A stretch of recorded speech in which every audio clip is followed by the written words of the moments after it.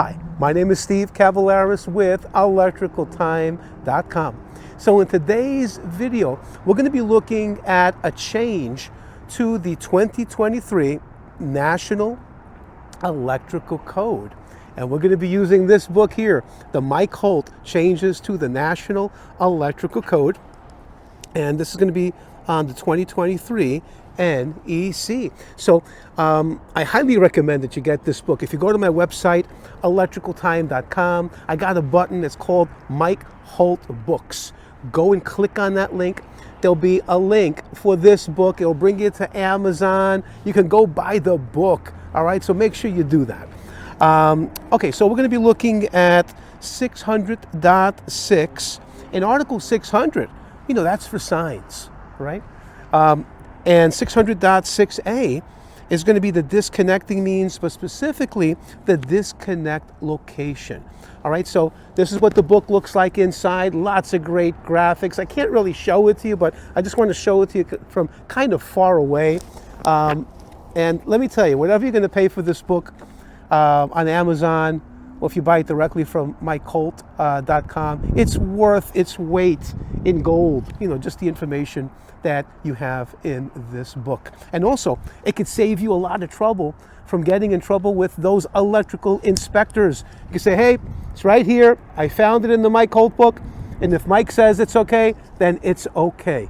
All right. So it says here in 600.6a, the disconnect location. And this is from Mike's book, okay? I'm not going to read everything to you, but you know, you're going to have to go buy the book. You know, I'm sorry, there's no free lunch here. All right, so it says the sign disconnect must be accessible and located in accordance with 600.6 A1, A2, or A3. If the sign disconnect is remote from the sign, it must comply with 600.6 A4. All right, so the thing that changed here, it says that the sign disconnect must be accessible, right? We got to make sure it's accessible. And the other change, if the sign disconnect is remote from the sign, it must comply with 600.6A4. And they made it real simple, because as you're reading this, you can see where the text is underlined, and you know that's the change. So they made it really simple. All right, so let's go take a look at 600.6A4 from our Mike Holt book. And here's what it says. And it says remote location. It says the disconnect. And if it's going to be remote from the sign body or the pole, it must be mounted at an accessible location available to our first responders and service personnel. And you know what? They got a great graphic in here, but I'll show it to you from kind of far away over here. All right. Great graphic, and you look at that and you can really understand what's going on. So we got a sign over here, right? So if we wanted to put that sign, that disconnect at a remote location, we can, right? But there's certain things that we have to do. All right. And obviously the thing that makes sense, you know, for the first responders, you know, if you go to the sign and let's say that disconnect is located remotely, make it easy for the first responders to know that, hey, the disconnect is, you know, located someplace else, and let them know where it is so they can shut it off nice and easy and not get hurt. Almost forgot one thing.